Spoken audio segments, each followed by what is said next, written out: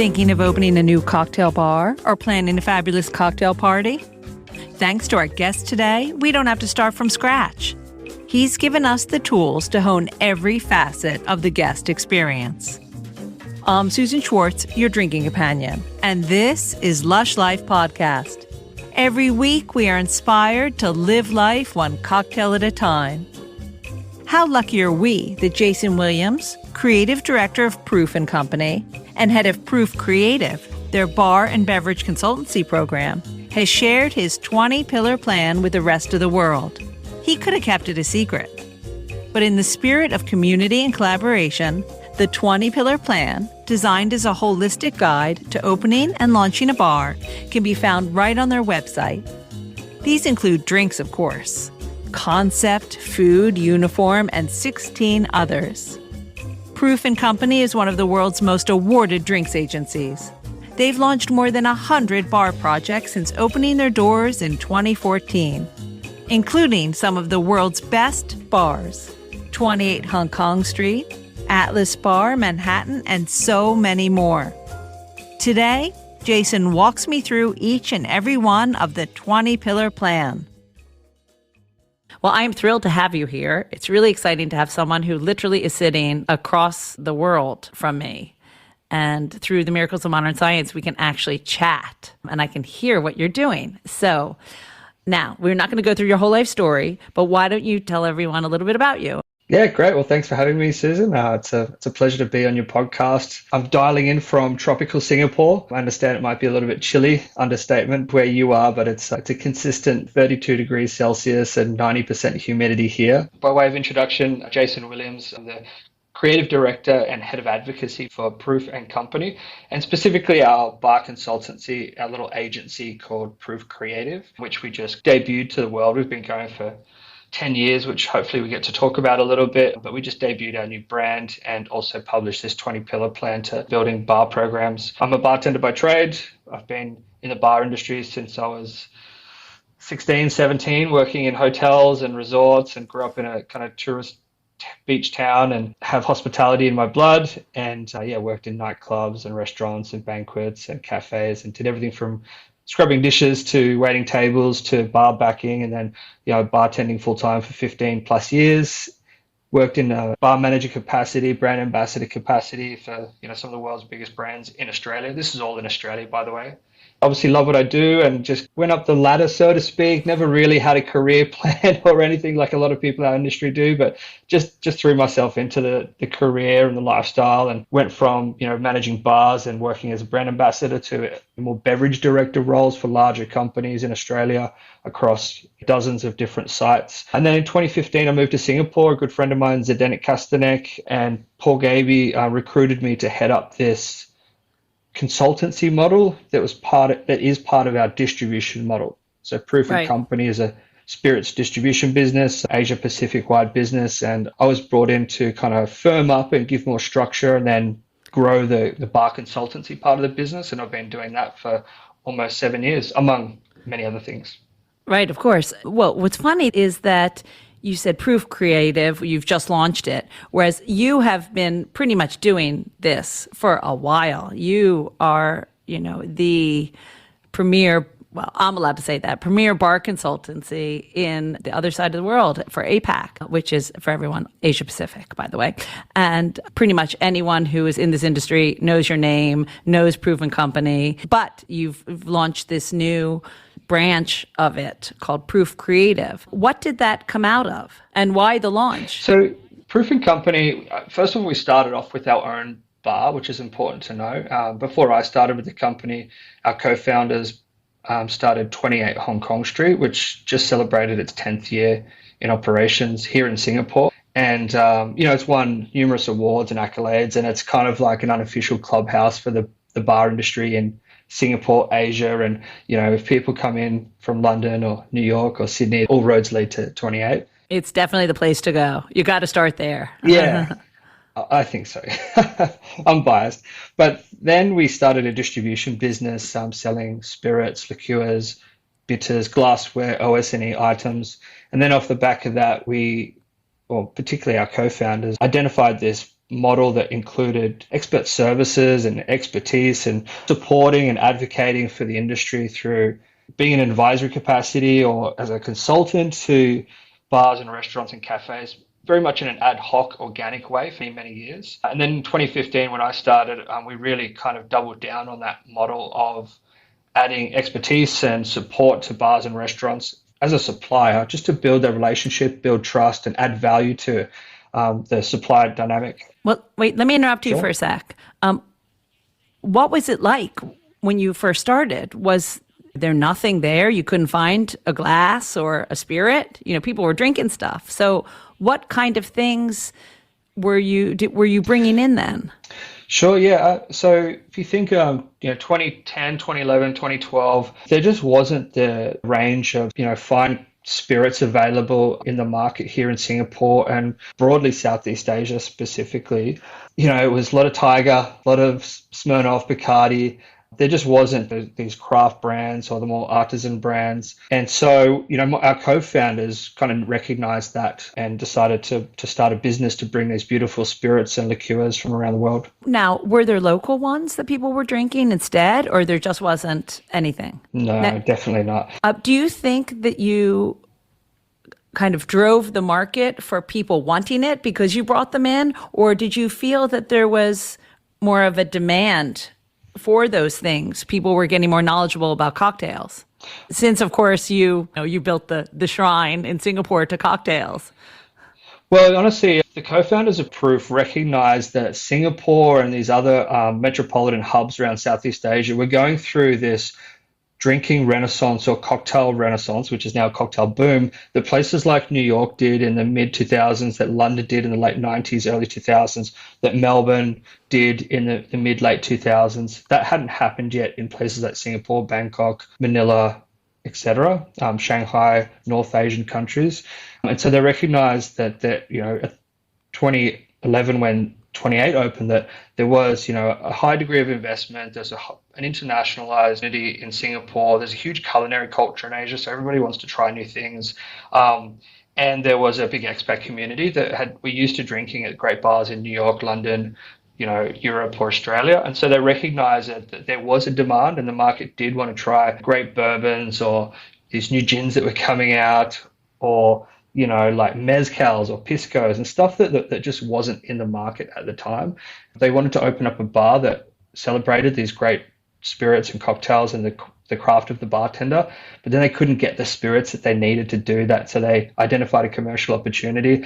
And then our model as a supplier was always, high degree of customer service, build relationships, and then add value through what we knew how to do, which is make great drinks, build great bars, design great drinks lists or cocktail programs, do heaps of training and education, get behind the bar and help them, put on events. And so our model as a supplier and as a business kind of developed into that. And that was the origin story of Proof Creative, which was the consultancy. And was it that the first person knocked on your door and said, I really need some help? Did it kind of grow from there? And then you're like, whoa, wait a sec. Yeah, people need help. I think it just happened. It happened organically. It really was, to start off with, people like Zenedek Kastanek, Michael Callahan, Joe Alessandroni, my predecessors, literally going into bars with a bottle of St. George spirits or Four Roses bourbon or Mancino vermouth or another different product like that, and walking into a bar and say, you haven't heard of this product, it's a little bit more expensive, it's actually kick-ass, can I get behind the bar and make drinks with it, and I can help you do your cocktail list or whatever it might be required. So you were ad hoc brand ambassadors as well as bar consultants. Totally ambassadorial as well. Yeah. Our first big project was Manhattan, which should be about 7 years old now, and so Proof is probably about 9 years old, and so that organic support for the industry just happened all the time. We did a bunch of ad hoc complementary consulting, although we never used that term.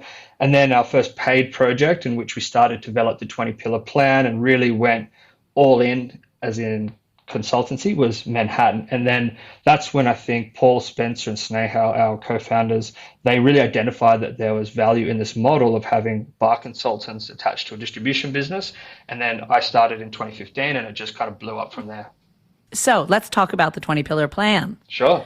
Which I've just heard about. I'm sure it's been around for a while, but let's just briefly say the 20 pillars, which are concept, drinks, food, team, service, interior design, layout, brand, collateral, a product, ambiance, music, programming, outreach, technology, OS&E, uniform, ecology, community, and financial.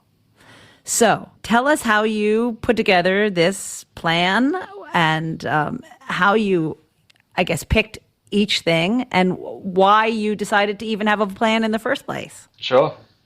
It's to that point, and it's worth noting that a lot of people who might be listening to this or who work in the bar industry, own and run their own bars, are passionate about bars, restaurants, hotels, what have you, they already would think about this instinctively. A lot of people that are drinks enthusiasts or work in the industry will go into a bar and already just start pulling it apart. You know, the daiquiri's not balanced, the lighting's too bright, or the stool's not comfortable, you know, the pricing's way out, or, you know, why are they serving this food with this concept, et cetera, et cetera. But when we really started to firm up this consultancy model, we needed a framework to approach our work. And particularly when we were dealing with clients or new business owners that weren't too familiar with the bar world and they had never done it before. And, you know, they might be really successful in hotels or in restaurants or in nightclubs, but we needed to kind of create a framework to get everybody on the same page. And by, you know, working towards this 20-pillar structure, it means we take a holistic view of approaching a bar opening and we get a cohesive result, and it acts as some kind of contract that we all buy into, we all approve it, and then we work off that kind of 20-pillar plan to bring the venue to life. So it came out of a necessity while working with people that may not have been as familiar with great bars.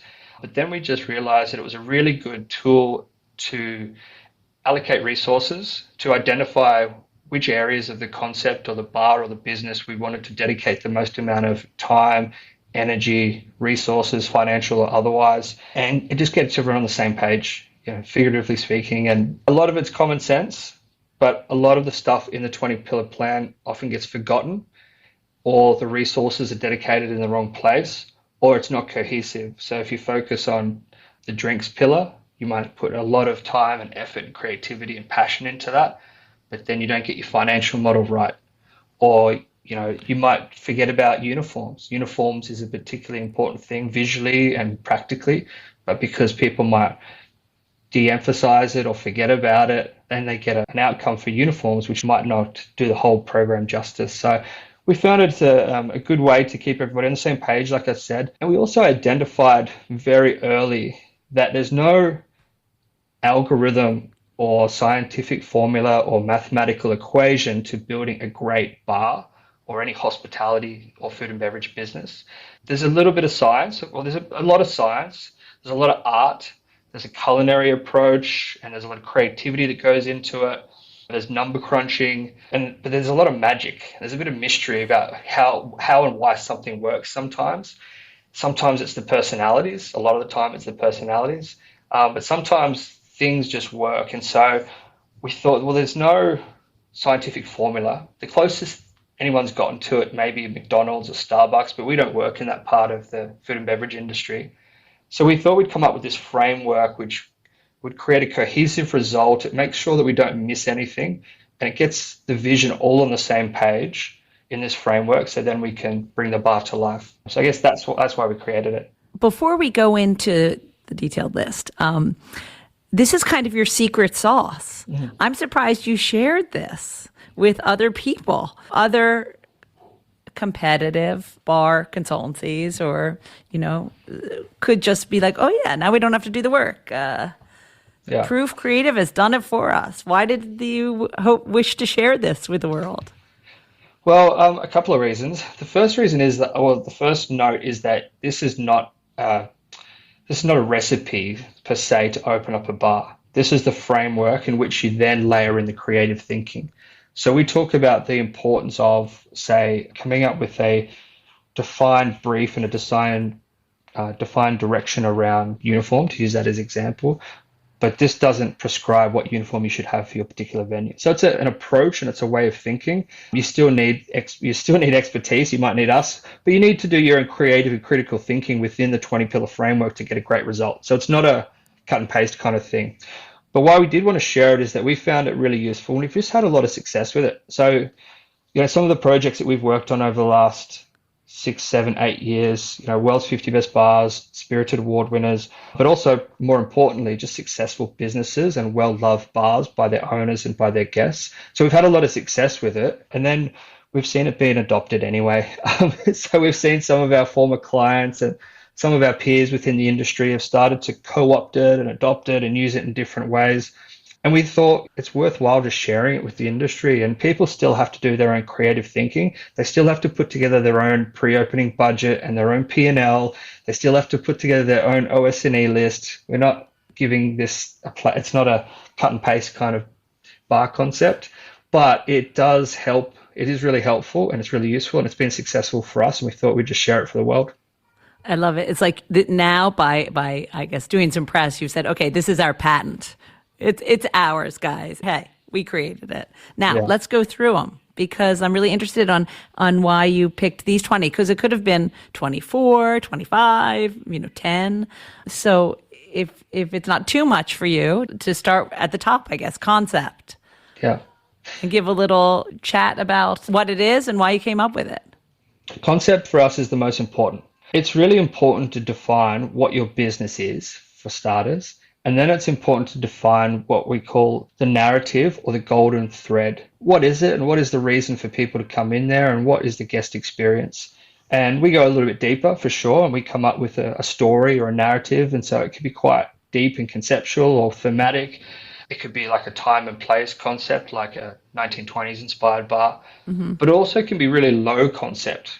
And by that, I mean, it doesn't need to have some convoluted or esoteric concept, which is hard to explain, which is overly thematic. It can be something as simple as a neighborhood American cocktail bar, which is what 28 HongKong Street is. It's really not too over the top or ostentatious. It's really simple. But the importance is that we do have a defined concept, which you can easily describe to someone.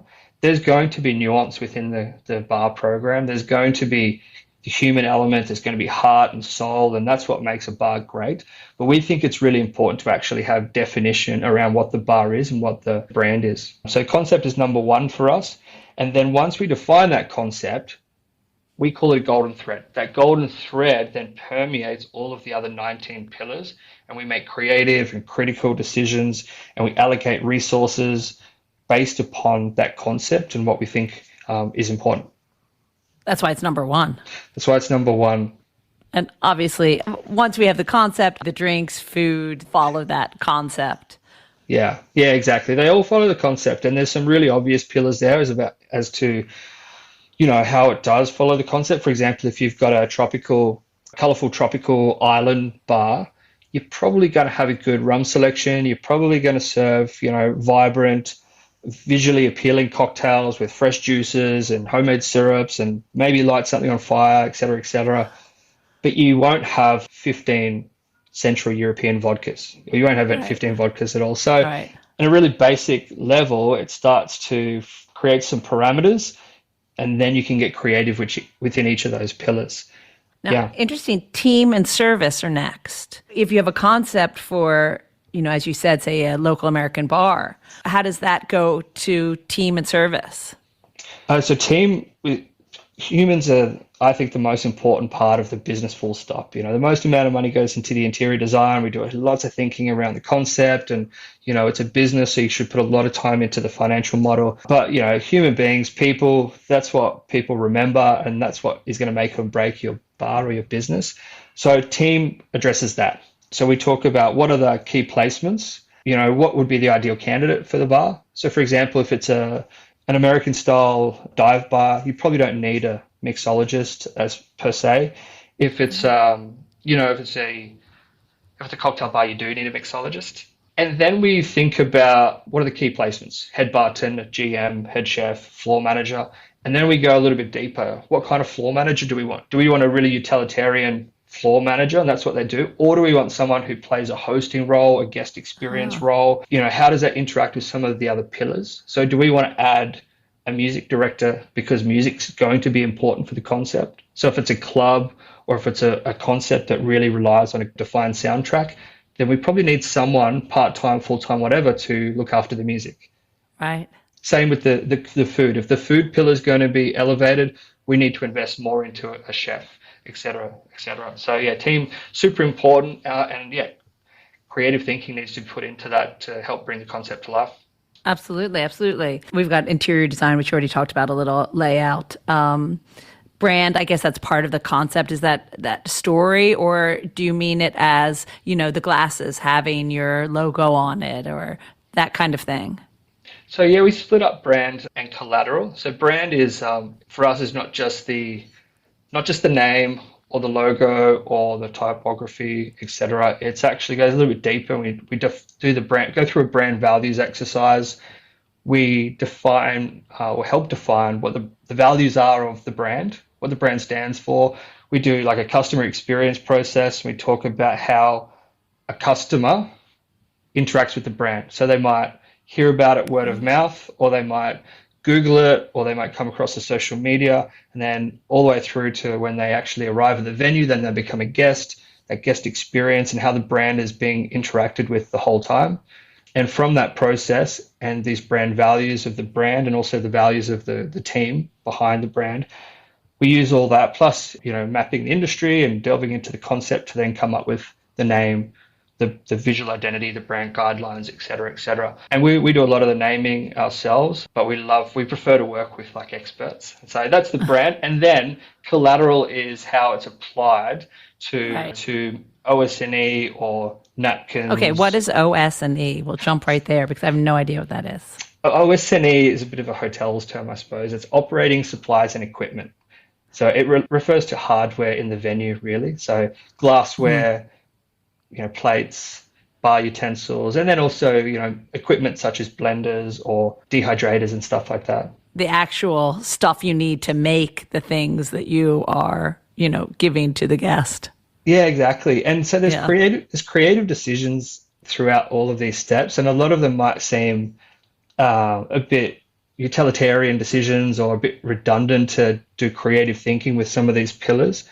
But, OS&E, for example, the kind of glass that you might use can really have a big impact on the guest experience and can help define what the concept is. So if you're in a dive bar, it doesn't really matter, but you still want like a classic dive bar beer glass, and you might have a red cup or something like that. Whereas when you're in a cocktail bar, like a beautiful London hotel bar, you're probably going to have a nice tall London style coupe that's custom designed, and the psychology behind that and the feel of the glass and the weight of the glass really affects the guest experience. So there's creative decisions there. Plus, if you want to do, modernist culinary cocktails, you're probably going to need some laboratory equipment like a rotovap or something like that. So particularly when there's budgets to be done and you're trying to get the concept across the line with someone and the bartender needs this equipment, putting that creative thinking into the OS&E is super important. Also, I know this sounds completely utilitarian, I guess, that someone is actually going to have to wash that glass. So, if you have the really, really fancy schmancy glass that's can only be hand washed, can't put it into the dishwasher, you got to have the money to have someone there to wash that special glass. And you can't just throw it, knock it around, or you'll be paying for a lot of them. Now, all right, so we got collateral. Now, community is interesting. What do you define community as? So how does the concept and how does the bar interact with the local bar community, F&B, restaurants, hotels? Because I think that's really important. And it's really good for outreach and connectivity and support for our industry if a bar is community minded. By that I mean, how do we look after the community? Do we have a special family meal offer for hospitality workers? Do we have a hospo night? Do we offer education to the bars around us? Just are we community minded in that way? But then it extends to the global bar community. I think that's really important. We live in this global bar village. It's good for PR and outreach, but then also the actual community. So the local residents, the local businesses, the community organizations, whether that's, charity or sporting or civil or what have you, bars and pubs, restaurants, cafes forever have been hubs of the community. They've been a place where people have done business, they've gone for counsel, they've gone when times are tough, they've gone there to celebrate. So the bar, any kind of bar, whether it's a pub or restaurant, cafe, plays an important part in the community, whether it likes it or not. And so we think it's important, particularly in a time where there's people going through tough times, whether it's because of COVID or through social issues. So we think it's good practice, and it can come through in the concept that a bar plays its role within the community and interacts into the community and contributes. How receptive have your clients been to that? Good. I think because a lot of the time they see the value in connecting with the local industry and then regional industry, global industry. It's just part of the bar world these days, particularly in some of the high echelon bars. You just have to have that connection. Depending on the bar and the brand values, a lot of our projects are in hotels, so it's probably less important because they're not as accessible to the local community. But particularly independent bars, people have been really receptive. It's good for other reasons as well. So to give back to the community is a great way for teams to come together and work together on something. It promotes goodwill within the community. It's just good for business, to be honest. Yeah, I always said that. I used to work in charity, and I used to say it's always good for your business, even if it comes from maybe a Machiavellian approach. Like, even if you're not doing it because you love the world, it's still good for business. So give back. Yeah. Even if you're not doing it because you're being nice, you're doing it for tax reasons or whatever it is. It's good. It's good for the world to give back. Yeah. Let's see, we've got ambiance, music, outreach, I guess is, part of community, technology. Well, maybe I'll touch on a couple of those. Oh, yeah, absolutely. I don't mean to be rushing through them. No, that's okay. We'll just keep talking about whatever. Yeah. Good. Ambiance. Right. So some of these we've actually added in the last year. Ambiance is an important one because there's some little things there that people might not think of. Some people do it instinctively, but we define ambience as a mix of different pillars. So ambient sound. So what is the ambient sound? So there'll be music playing most of the time, but then how do the acoustics play in the room, and how does that affect the comfort of the guest? Like, one thing for me is when bartenders smash their cocktail shaker on the side of a stainless steel bench. It's just a bugbear for me. I don't like seeing a bartender do that, but that can totally mess with someone's conversation, or if they're having an intimate moment at the bar talking to each other, or if someone's making a speech to their friend, or they're deep in conversation and then someone's like bang bang bang, that affects the guest experience and that messes with the ambiance. Also, the temperature is really important, and so how do we get the right temperature for the right concept, whether that's a sports bar or an outdoor bar? Airflow is really important too. Like, everybody's been in a bar where they can smell the old oil coming from the kitchen that hasn't been replaced for a while, or they can smell the bin room because the airflow hasn't been thought of. So these little things can really affect the ambiance, which affects the guest experience. And so it should be thought about when developing your whole 20-pillar plan. And then outreach is marketing, which is a huge one. So bars these days, as you would know, as everybody would know, it's just not good enough to have great food and great drinks and great people and great hospitality and beautiful interior design. And even if you're a super busy bar, you got to tell everybody about it. And you don't just tell your local area. You tell the world about it, and that's digitally, through social media, that's through connecting with other like-minded operators. So outreach, we put a lot of time in that, and people kind of overinvest in outreach these days. So it's really important, and you have to do it in a way that's on concept. You can't just have a blanket approach to how you market your bar. It's got to be sensical. It has to be about the cocktails, or it has to be about the celebrity chef, or it has to be about the music program, et cetera, et cetera. So technology then? Yeah, technology is the one that we've recently put in there as well, as we've gone through this publishing process. Everybody uses technology, and they have for a very long time, whether it's table management systems, POS, reservation systems, inventory systems. So that we're not so much referring to the back end kind of stuff. Technology, we're talking about how does the concept come through the use of technology, and how can it enhance the guest experience without detracting from the guest experience. I listened to another podcast with Will Guidera from Make It Nice. I think he has a different company now, but like 11 Madison, Nomad fame. And he talked about using some technology in the venues. And he made the point, well, I've kind of co-opted this point that we want to use technology, and it's kind of unavoidable now in the time of COVID when a lot of stuff has been expedited. But we want to hide it. So we want to use technology, but then we want to hide the technology because we don't want to make the guest experience in this beautiful bar transactional. We don't want to make it transactional. I personally don't like using too much hardware. So using tablets for ordering and stuff like that, I'm not a big fan of that kind of stuff. But maybe guests do want to use their own device to place an order and pay.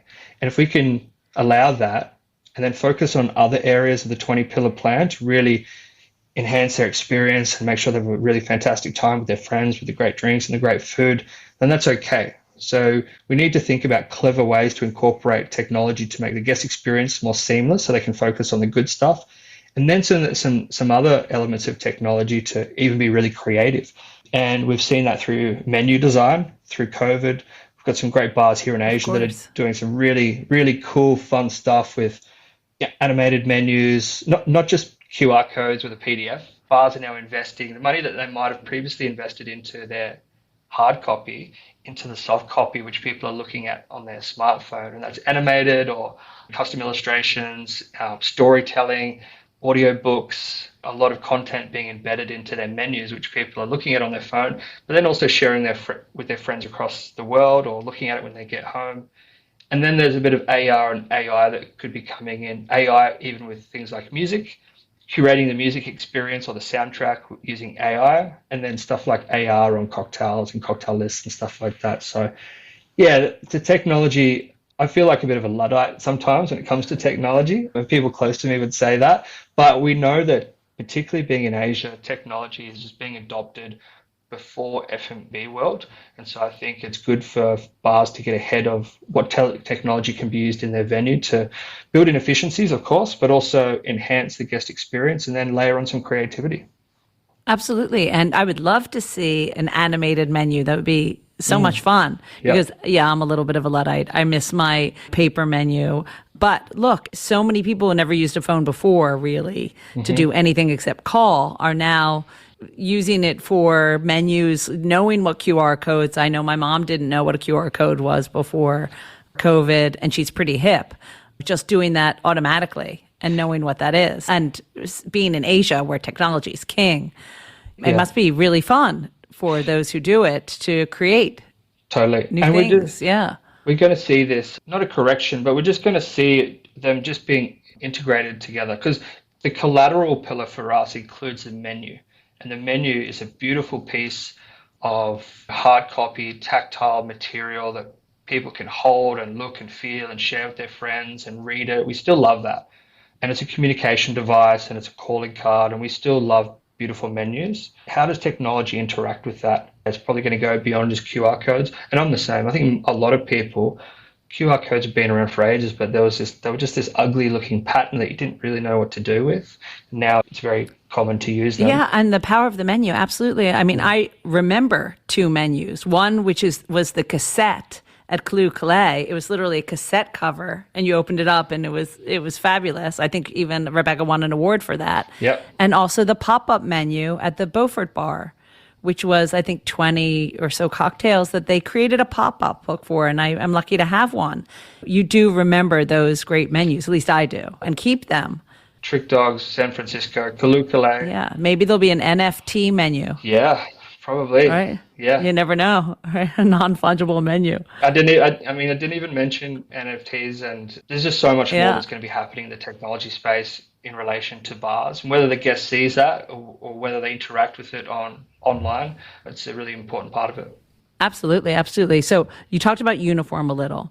Ecology. So is that, do you mean that by sustainability and things like that? Yeah, we went with the term ecology because we feel it's probably a bit more encompassing and isn't just pigeonholed to just talking about sustainability, which is hard to achieve, as everyone knows. But sustainability, we could interchange that word with, and that relates to, so two things, like what can we do just to be more, say, sustainable, but more responsible? in terms of environmental practices and our impact on the environment through our operations, but also how do we bring the concept into that as well. And so you might not have, well, most bars don't have a concept which is just revolves around being a sustainable bar or no waste or low waste bar, but that doesn't mean the bar can't do some creative things or put some initiatives in place that actually promote their concept and make sure everybody's appreciating their bar and their drinks and their food, but maybe there's a little ecological component of it. Examples would be there's a Sky Bar here when Rusty Chervin was there, printed a seeded menu. So there was a special menu where guests then would take it home and then potentially plant it and grow something from that seeded menu that had something printed on it. Bar Trigona, which does talk about hyperlocality, sustainability, but more about using local Malaysian ingredients.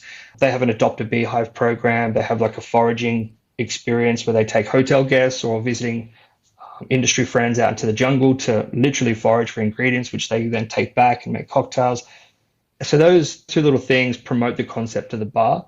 So yeah, we think there's practical things that bars can do to minimize the impact on the environment, but then there's little creative things that bars can do to help with the impact on the environment as well. Absolutely. And last but not least, financial. Yeah, financial model is obviously important for the success of the business.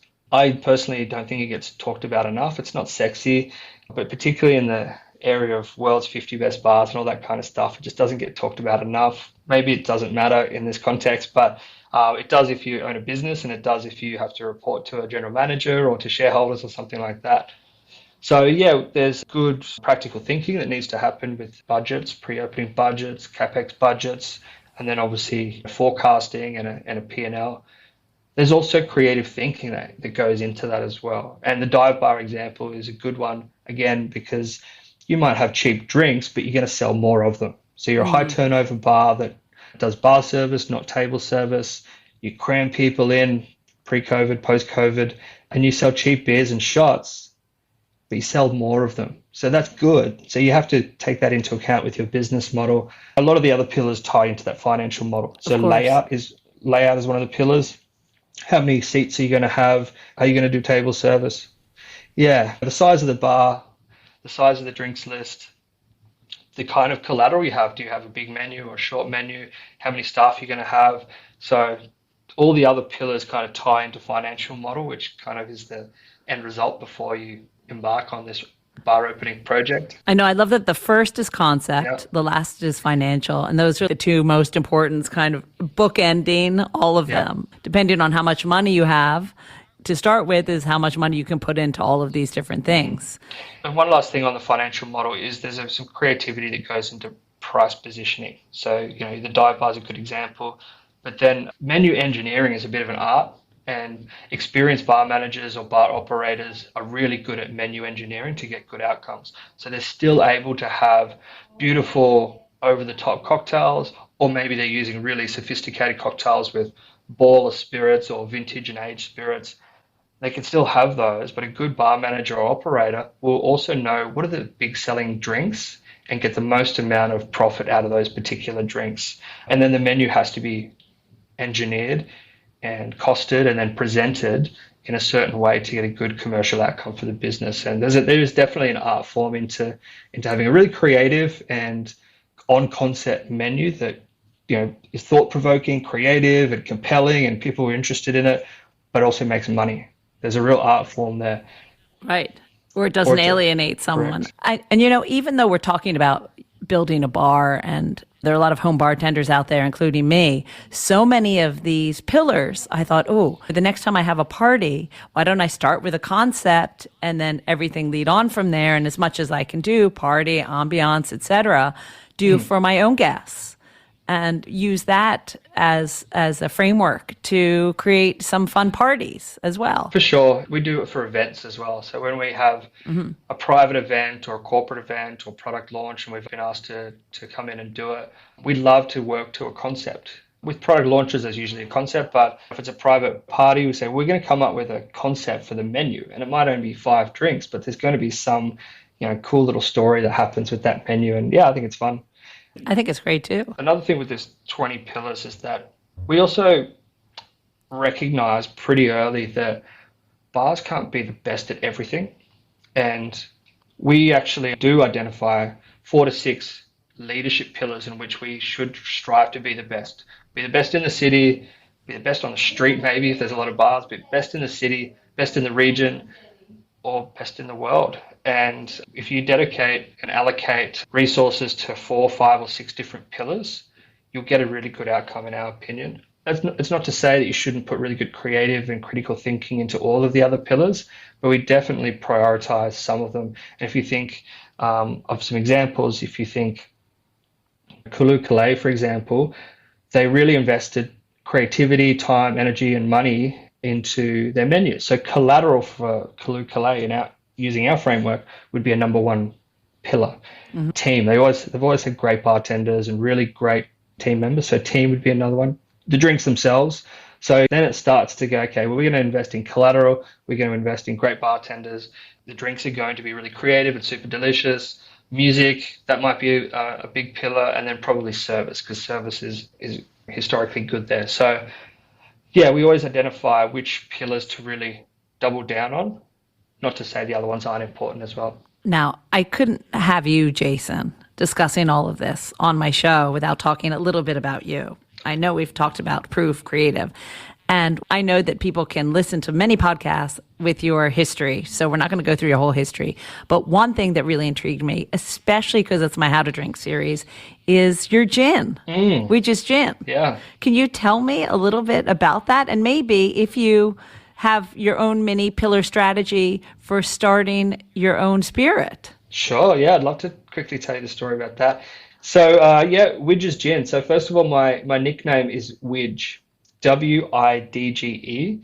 And I've had that nickname since I was 14 years old, working in pizza shops and hospitality. And it followed me my whole career throughout Australia and then around the world. So my nickname's Wedge. And at Proof and Company, we decided to launch our own range of spirits. So we've got a vodka called Tried and True, a blended malt Macintosh, a tequila called Arquitecto. And when we were working on the gin, I'm the gin guy within the organization because we consulted on Atlas, and I had a title of Master of Gin at Atlas for many years. Well, I still do. We curated the Atlas Gin Collection, which won some awards. It's a huge gin collection, and we have a Juniper Society. I've collaborated on other gins, Terai and Indian gin, 4 Pillars Spiced Negroni gin. I worked on that, plus a gin with St. George. So I was the gin guy. And, I have dedicated a lot of my life to the gin category. And so I developed the flavor profile and the product with Spencer Forhart and a few other people. And so we had a concept for the gin, the liquid. He was working on the brand in isolation. And then one day he pulls me into his studio with our art director and a couple of other people and said, I want to now surprise you with the direction that we're going with the brand. And he unveiled this full brand guidelines presentation that was all about Wedge and me. Oh, how sweet. Yeah. It took me by surprise. And so, it's literally got my face on it. It's got my name on it. It's a gin that's come from me and all of my learnings around bartending and the bar industry and what we thought was a good idea for a gin. And we built a spirits distribution network across several countries. And so we had an opportunity to launch a product into that distribution network. And, Wedges Gin, it's a London dry gin, was born. Maybe I can tell you a little bit about it. It's 41. Yes, absolutely. Yeah. I was about to ask, what is the flavor? You've got to tell us. I mean, having been around gin, sold gin, brand about whatever, everything gin. Did you ever feel like, I wish I could make the perfect gin, the one that I want? Yeah, I did. I was also surrounded by so much gin, and I also knew how challenging it was to start a distillery and build a brand from scratch, because I've got many friends that have done it, are doing it. And during the process of Atlas, we literally were exposed to thousands of gins. And so I've always had that in the back of my mind, but at the same time, I thought, that's something that I'll do in my later years. That's something that I'll come to. It's amazing. You still liked gin. Oh, yeah. After that. It's the quintessential cocktail spirit, right? It goes well in so many different drinks. So, yeah, I still love gin. But so we had this opportunity, and we thought, why another gin for starters? We had our own commercial reasons, of course. And we knew that it would fit into our portfolio and fill a gap in our portfolio, of course. But for someone outside of our organization, why another gin? That's that's the question. And so we thought, for me, it had to be a London dry gin, which meant it had to have, sorry, a good amount of juniper. So our particular recipe is about 70% juniper. But then I had to have another point of difference because I love Tanqueray, I love Beefeater, I love all the Sipsmith we worked with for many years. I love these gins. So what are we doing, right? We already have great gins. So then I kind of delved into it, and I've always been drawn to the flavor of orange, which sounds a bit weird, but in cocktail culture and food and actually around us constantly, there's a lot of orange. I like to refer to it as like the vanilla of the citrus world because it's kind of everywhere. It's in cleaning products, it's in aromatherapy, it's in tea, Earl Grey tea. It's in a lot of cocktails and all kinds of cocktails. So it's in a margarita, it's in a white lady, it's in a Negroni, it's in a Martinez, through the vermouth. So orange as a flavor, as an ingredient, as an aroma, as a chemical compound even, is in a lot of food and beverage, and particularly in cocktails. And most people like orange. I actually haven't had anyone say, I hate orange. And there's also different kinds of orange. There's like orange sherbet, there's orange peel, there's bitter orange, there's marmalade, there's fruit cereal that has it in there. And then there's sweet confectionery orange, and then there's all kinds of different oranges, bergamot, etc. And so we thought we'd play off that. And so Wedges Gin has what we call a big whack of orange. And we matched with that cardamom. And cardamom for me has this beautiful juniper and coriander seed-like quality. It has high levels of alpha-pinene, which is this chemical compound, this terpene that kind of brings out a lot of citrus and woody characteristics. So juniper, coriander seed, cardamom with a big whack of orange, 41.5%, and it was specifically created to match up with orange flavors that go into some of the world's great cocktails. And more broadly, it was designed for classic gin cocktails, like your gin sours, like a Corpse Reviver, also has orange, White Lady, Last Word, Aviation, 20th Century. It goes really well with those cocktails. But then also a Negroni, Hanky Panky, and Martinez. So, I mean, it's great in signature cocktails. You play around with your own ingredients, but it was specifically created for those kinds of cocktails. Fabulous. I can't wait to try it. I haven't had it yet. Is it over here in the UK? Yeah, so we're being distributed through Mangrove. And I know them. I'm going to tell them. I'm going to call Jude right now and say, where is my bottle? Hit them up. Where can I get it? Hit them up for sure. And then I'll feel like I'll know you even more when I've had a sip of you. That sounds weird, but you know what I mean. Yeah, I get it. Or I make a cocktail and I'll think of you. I think that sounds a little better than a sip of you. I like right? it. Yeah. Well, I so appreciate you talking me through that. It was super interesting. And now I'll know when I want to start a bar, which has always been my dream, the 20 pillars. I'll start with you if I don't already call you and say, help me. Love it. We're ready. Now, I always end my podcast by asking my guests two things, which is your top tip for the home bartenders. Okay, I want to try and think of something that you might not have heard before. One thing that I always suggest to people is that don't be afraid to just whack anything that you find in your fruit and veggie cabinet into your gin and tonic at home. A lot of people will have some fruit, or maybe it's in their fruit bowl. Maybe they've got, some apples, some pineapples, some watermelon. I'm not sure about winter in London, but particularly on the equator, like we are in Singapore, people generally will have some fresh fruit. Don't just stick to lemon or lime in your gin and tonic or your gin and soda or your dark and stormy, whatever. Whack in a piece of pineapple, whack in a piece of watermelon. It's going to bring out some of those characters into your drink. So, yeah, it's not really a sophisticated tip for home mixology, but yeah. Oh, I love that one. No, it's a good one. No one's ever said that one before, so that's a great one. Now, last but not least, if you could be anywhere drinking anything right now, where would that be? It's a great question because I've been stuck in Singapore for almost 2 years now. So, I loved Cuba when I went. So maybe drinking daiquiris or even just rum and some cold beers, kicking around old Havana, listening to music, smoking cigars, I'd jump at the chance to do that right now. I totally understand. Even though a lot of people would say, oh, I wish I could go to Singapore and try one of your bars, right? Yeah. Also, coming back to the climate, I wouldn't mind some dry, cooler weather.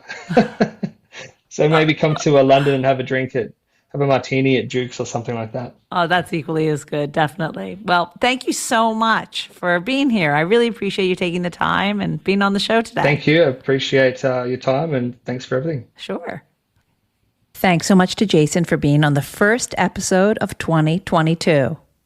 Now you have the tools to either open a bar or create one fabulous cocktail party. I can't wait to be invited. The first cocktail you might serve at that party could be our cocktail of the week. Our cocktail of the week is the Atlas Martini.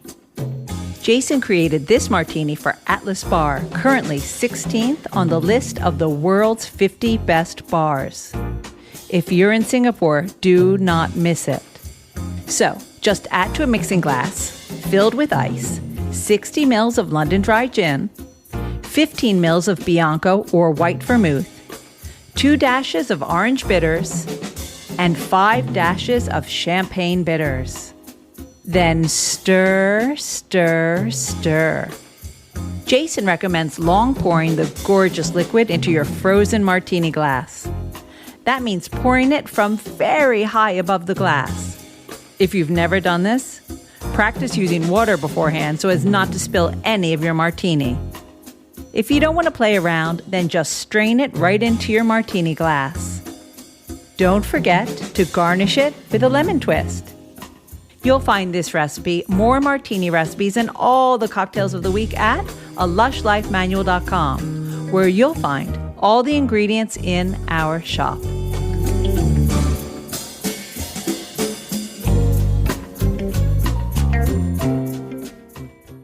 "2022 has begun, and I'm supposed to be in Venice again, but the COVID numbers have spiked up insanely.